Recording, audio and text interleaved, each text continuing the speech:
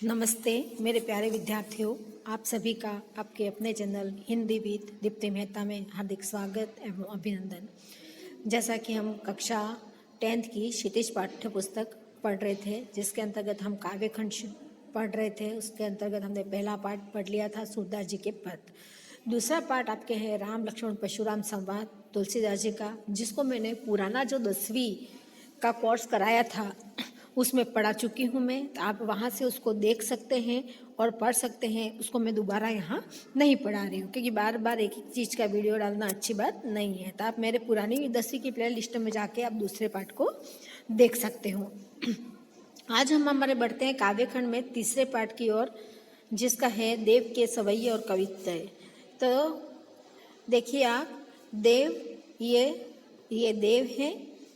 इनका सबसे पहले हम जन्म परिचय जान लेते हैं। देव का जन्म इटावा उत्तर प्रदेश में सन 1673 में हुआ था। उनका पूरा नाम देवदत्त द्विवेदी था। देव के अनेक आश्रयदाताओं में औरंगजेब के पुत्र आजम शाह भी थे। इनके आश्रयदाताओं के नाम आपको याद रखने हैं, एग्जाम में पूछा जा सकता है। परंतु देव को सबसे अधिक संतोष और सम्मान उनकी कविता की गुणग्राही आश्रयदाता भोगीलाल से प्राप्त हुआ। ये भोगीलाल का नाम आपको याद रखना है कि भोगीलाल से उनको आश्रयदाता से संतोष और सम्मान उनको प्राप्त हुआ था। उन्होंने उनकी कविता पर रीझ कर लाखों की संपत्ति दान की थी। यानी देव की कविता पर रीझ कर भोगीलाल ने लाखों की संपत्ति दान कर दी थी। उनके काव्य ग्रंथों की संख्या 52 से 72 तक मानी जाती है। कोई कोई 52 कहता है तो कोई है 72 कहता है। उसमें रसविलास, भावविलास, काव्य रसायन और भवानी विलास आदि देव के प्रमुख ग्रंथ माने जाते हैं। आदि देव के प्रमुख ग्रंथ माने जाते हैं। उनकी मृत्यु सन 1767 में हुई थी। यानी कुल मिला के आपको ये याद रखने ग्रंथ रसविलास, भावविलास, भवानी विलास, भावविलास, काव्य रसायन और भवानी विलास, ठीक है। और इनकी जो मृत्यु थी वो 1767 ईस्वी में हुई थी। देव रीतिकाल के प्रमुख कवि थे। ये आपको याद रखना है कि देव कौन से काल के कवि थे, तो रीतिकाल के कवि थे। रीतिकालीन कविता का संबंध दरबारों आश्रयदाताओं से था। रीतिकालीन कवि अत्यधिक दरबारी कवि के रूप में रहे हैं, किसी न किसी आश्रयदाता के आश्रय में रहे हैं। देव भी आपने देखा आजम शाह और भोगीलाल के आश्रय में रहे हैं। इस कारण इसमें दरबारी संस्कृति का चित्रण अधिक हुआ है। देव भी इससे अछूते नहीं थे, किंतु वे इस प्रभाव से जब जब भी मुक्त हुए उन्होंने प्रेम और सौंदर्य के सहज चित्र भी खींचे। अलंकारिकता और श्रृंगारिकता इनके काव्य की प्रमुख विशेषताएं हैं। शब्दों की आवृत्ति के जरिए नया सौंदर्य पैदा करके उन्होंने सुंदर ध्वनि चित्र प्रस्तुत किए हैं। अब हमारे पाठ में क्या संकलित है वो दिया गया है। यह संकलित कवित्व सवैयों में एक और जहां रूप सौंदर्य का अलंकारिक चित्रण देखने को मिलता है, वही दूसरी ओर प्रेम और प्रकृति के प्रति कवि के भावों की अंतरंग अभिव्यक्ति भी। पहले सवैये, सबसे पहला इसमें क्या है, सवैया है।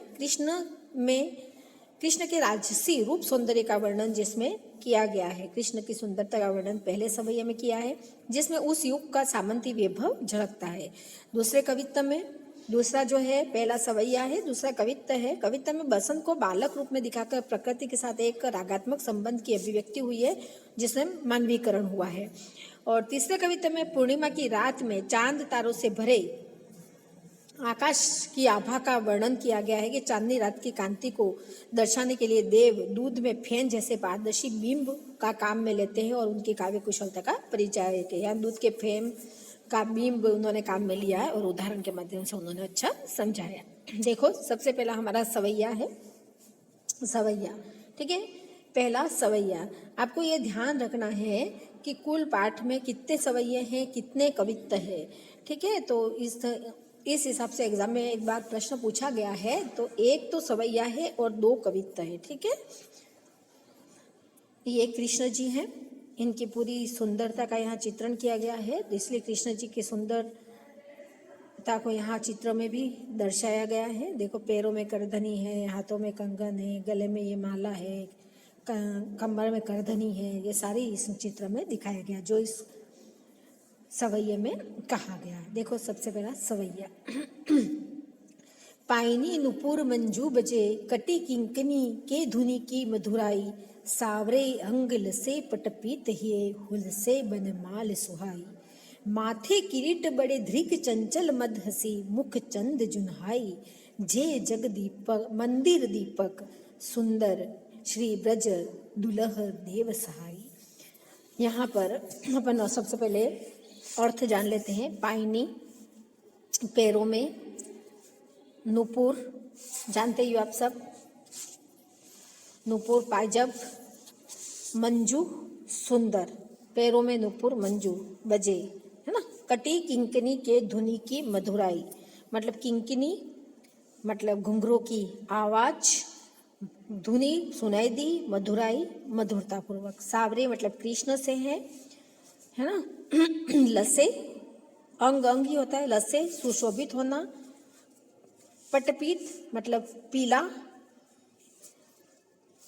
लसे सूर्य, हुलसे, हुलसे मतलब होता है आनंदित हो रहे हैं। सुहाई मतलब सुशोभित होना। माथे किरीट, माथे पर किरीट मतलब मुकुट है। बड़े धृक आंखें, चंचल चंचल लिए हुए हैं।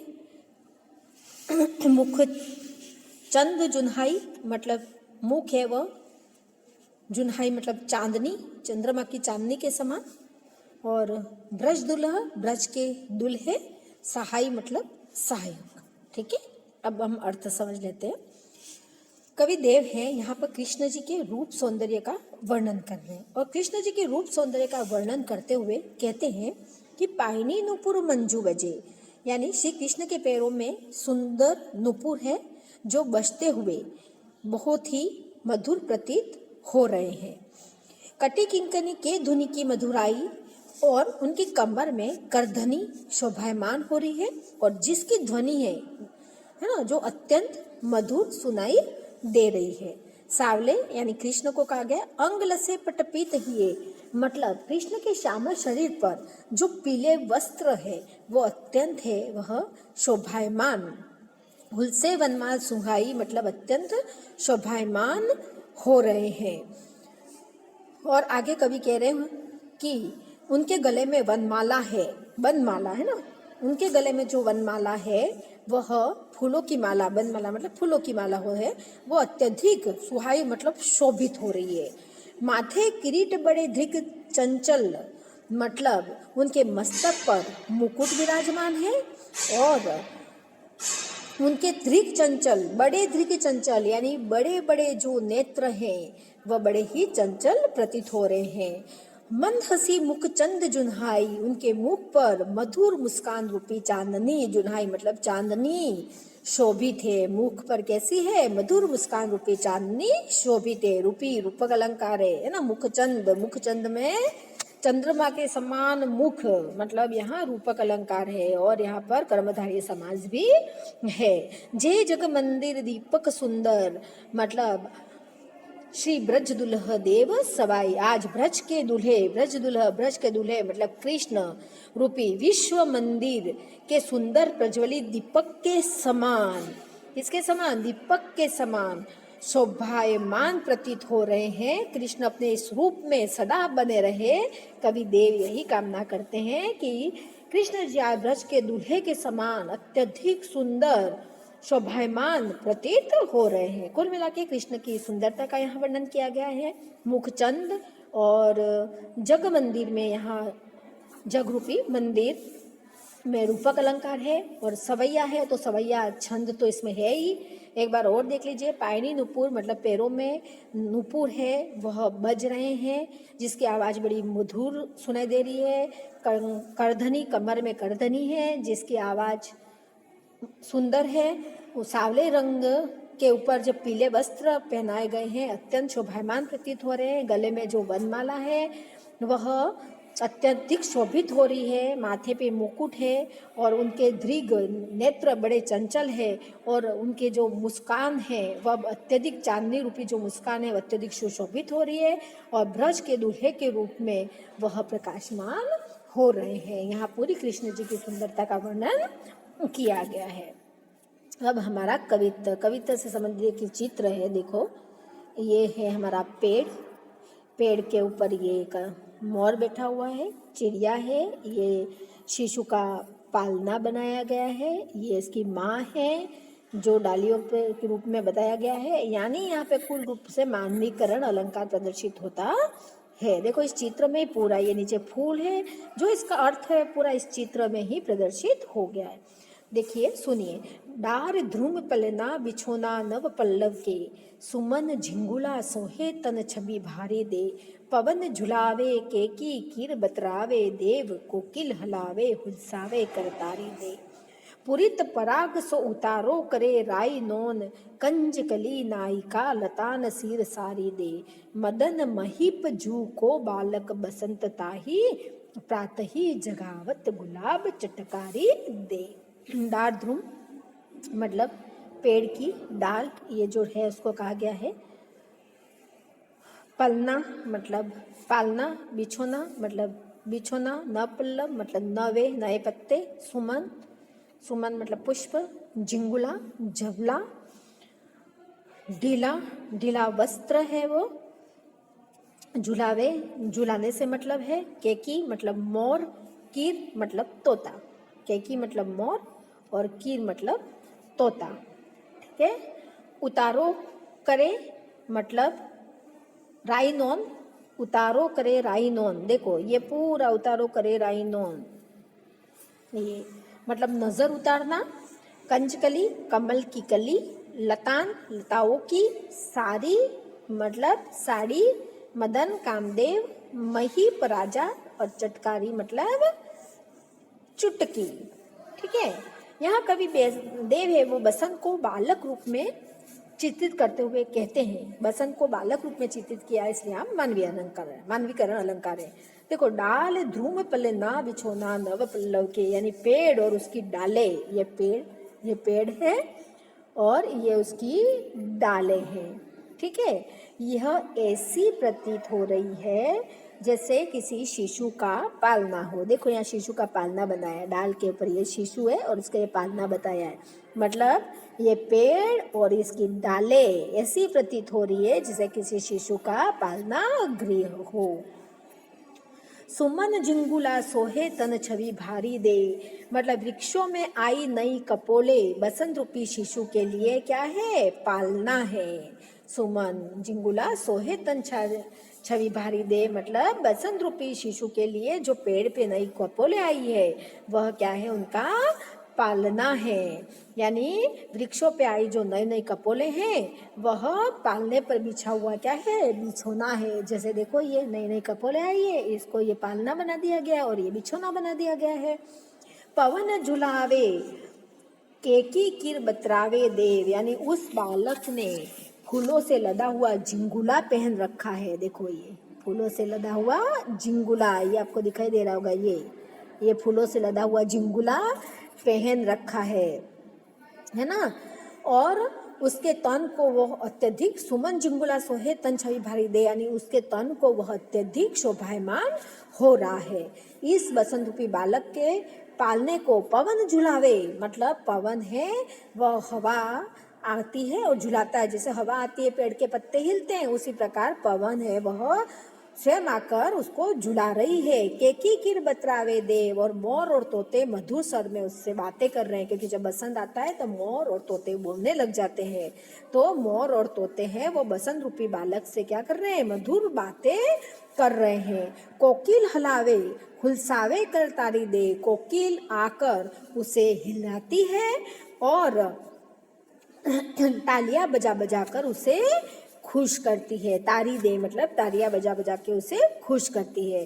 पुरित पराग सो उतारो करे रोन नाइन, मतलब बालक को नजर लगने से बचाने के लिए, है ना, हमारे यहाँ टोना टोटा करते हैं ना, नजर उतारने के लिए, तो वही कह रहे हैं राई उतारो करे राई नौन, के बालक को नजर लगने से बचाने के लिए फूलों के पराग से ऐसी क्रिया की जाती है मानो उस पर से ऐसा लग रहा है कि राई और नौन उतारा जा रहा है, ताकि उसको नजर नहीं लगे। किससे की जा रही है, फूलों के पराग से ऐसी क्रियाएं की जा रही है।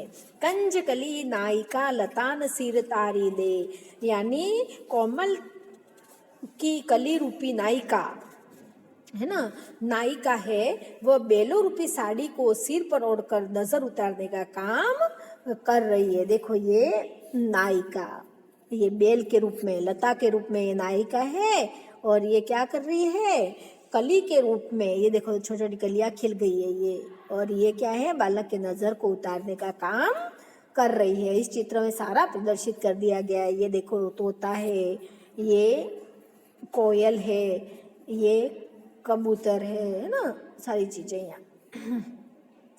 मदन महीप जू को बालक बसंत ताही, मतलब इस प्रकार बसंत मानो कामदेव जी का नन्हा बालक है। प्रातः ही जगावत गुलाब चटकारी दे, और जिसे जगाने के लिए प्रातः प्रतिदिन रूपी चुटकी बजाकर जगाता है। मतलब यहाँ कुल मिलाकर ये बताया गया मदन महीप, है ना, मदन महीप जो शब्द है उसमें यहाँ पर रूपक अलंकार है, क्योंकि मदन रूपी राजा, कामदेव रूपी राजा, और बालक बसंत, बालक बसंत में भी यहाँ रूपक अलंकार है। ठीक है, प्राकृतिक सौंदर्य का वर्णन है, कवित्व छंद है, मानवीकरण अलंकार का प्रयोग किया गया है, क्योंकि बसंत ऋतु को नन्हे शिशु के रूप में यहाँ प्रदर्शित किया गया है कि एक डाल है, उसके ऊपर नए नए पत्ते खिल गए हैं और फूल खिल गए हैं, तो वह ऐसा प्रतीत हो रहा है जैसे बालक का कोई झिंगोला हो, झिंगोला को पहनकर बालक अत्यधिक सुंदर लग रहा है। पवन उसको स्वयं आकर झूला झूल रही है। कोयल और तोता है वह मधुर स्वर में उससे बातें कर रहे हैं, और पराग, पूरित पराग है वह, यानी जो पराग खिल गए हैं वो उसके ऊपर क्या कर रहे हैं, ये नजर उतार रहे हैं। और कंज कली जो है, कली रूपी नायिका है, वो ऐसा लग रही है जैसे साड़ी को सिर पर ओढ़कर नजर उतारने का काम कर रही है। और कामदेव जी का नन्हा बालक है जो प्रातः रोज उसको चुटकी बजा बजा के जगाने का काम करता है। देव ने बहुत ही सुंदर यहाँ पर वर्णन किया है। देखो ये फूल, और ये चित्र भी अत्यंत मनमोहक है। देखो ये अब एक और चित्र आया तीसरे कविता का, ये चांदनी रात है, ये चंद्रमा है, ये तारे हैं, ये चांदनी रात का दृश्य, बादल है, कैसे दिखाई देता है उसका यहाँ बहुत सुंदर चित्र प्रस्तुत किया है। अब हमारा तीसरा कविता, मतलब दो कविते हुए, एक क्या हुआ, हमारा सवैया हुआ।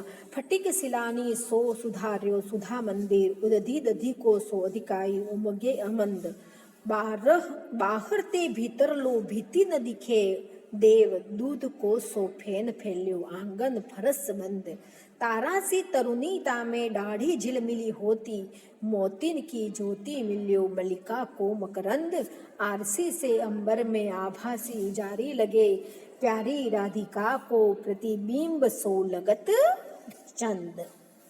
फटिक मतलब स्फटिक, ठीक है, सिलानी शिलाओं पर, सुधार्यो सवारा या बनाया, सुधा अमृत, मंदिर मतलब मंदिर।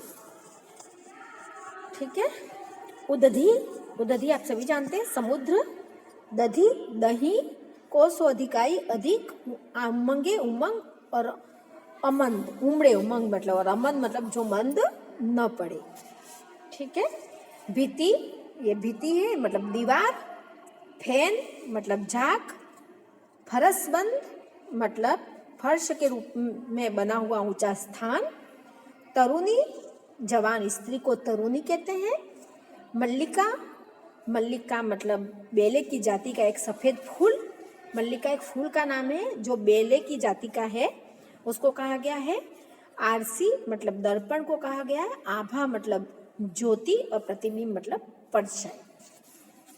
यहाँ पर कवि जो है वह पूर्णिमा की रात में चांद से, तारों से जो भरे हुए आकाश की आभा का वर्णन कर रहा है। पूर्णिमा की रात को हमारा आकाश किस तरह से चांद और तारों से भरा हुआ होता है और अत्यंत शोभायमान प्रतीत होता है, उसका यहाँ पर कवि वर्णन कर रहा है। यहाँ वर्णन करते करते कवि ने उपमा और अनुप्रास अलंकार का अत्यधिक सुंदर वर्णन किया है। ठीक है, तो अपन यहाँ देखते हैं। फटिक सिलानी सो सुधार्यो सुधा मंदिर, की चांदनी रात, ठीक है, फटिक मतलब स्फटिक, तो चांदनी रात बहुत ही उज्जवल, स्फटिक के समान उज्जवल और शोभायमान है। आकाश को देखकर ऐसा लगता है कि मानो स्फटिक की साफ शिलाओं में एक चांदनी का मंदिर बनाया गया है। क्या कहा है? स्फटिक की साफ शिलाओं में एक चांदनी का मंदिर बनाया गया है। उसमें उदधी दधी को सो अधिकाई उमंगे अमंद, दही के सागर के समान। क्या? दही के सागर के समान मतलब उदधी दधी के अधिकाई, दधी के सागर के समान उपमा अलंकार है, के समान चांदनी की शोभा है, वो अधिक गति के साथ उमड़ रही है। किसके समान? दही के सागर के समान चांदनी की शोभा अत्यधिक उमड़ रही है। बाहर ते भीतर लोभिती न दिखे देव, यानी इस मंदिर में बाहर से भीतर तक कहीं भी दीवार दिखाई नहीं दे रही है। मतलब स्वच्छ जब आकाश होता है तो साफ सुथरा दिखता है। देखो ये कहीं पर भी आड़ी दीवार दिखाई नहीं देती है। यानी आशय है कि सारा मंदिर हमारा क्या है? पारदर्शी है। दूध को सो फेन फैल्यो आंगन फरस बंद, मतलब यहाँ कवि कह रहे हैं कि मंदिर के आंगन में दूध के झाग के समान चांदनी का विशाल फर्श बना हुआ है। चांदनी जब सब जगह प्रकाश फैला रही है तो ऐसा प्रतीत हो रहा है कि जैसे दूध के ऊपर झाग आ जाते हैं, उसके समान पूरा फर्श दिखाई दे रहा है। तारा सी तरुणीता में ठाड़ी झिलमिली होती, यानी उस फर्श पर खड़ी राधा की सजी धजी सखिया अपने सौंदर्य से जगमगा रही है और उनकी मोतियों की माला से निकलने वाली चमक है ना, मोती मिल्यो मलिका को मकरंद, यानी उनके मोतियों की माला से निकलने वाली चमक मल्लिका के मकरकंद सी मनमोहक प्रतीत हो रही है। यहाँ पर भी मिल्यो मल्लिका वाला ये भी जो लाइन है उसमें उपमा अलंकार है। आरसी में अंबर में आभासी उजड़ी लगे, और सुंदर चांदनी के कारण आकाश कांच की तरह कैसा लग रहा है? साफ स्वच्छ और उजला लग रहा है, क्योंकि जब पूर्णिमा होती है पूरा चांद दिखाई देता है। जब पूरा चांद दिखाई दे रहा है तो आकाश बड़ा निर्मल स्वच्छ और साफ दिखाई देता है, तो कांच की तरह साफ यहाँ दिखाई दे रहा है। आरसी में अंबर आभासी उजारी लगे, मतलब बिल्कुल स्वच्छ और उजला लग रहा है। प्यारी राधिका को प्रतिबिंब सो लगत चंद, उसमें सुशोभित राधिका ज्योति पुंज के समान उज्जवल प्रतीत हो रही है, और चांद तो उससे प्यारी राधिका की परछाई सा जान पड़ रहा है। यानी कुल मिलाकर यहाँ पर कवि ने इस कवित्व में जब पूर्णिमा की रात को चांद, आकाश और जो तारे हैं वो किस प्रकार दिखाई दे रहे हैं इसका इन्होंने वर्णन किया है। प्यारी राधिका को प्रतिबिंब सो लगत चंद में व्यतिरेक आपके अलंकार है। कौन सा अलंकार है?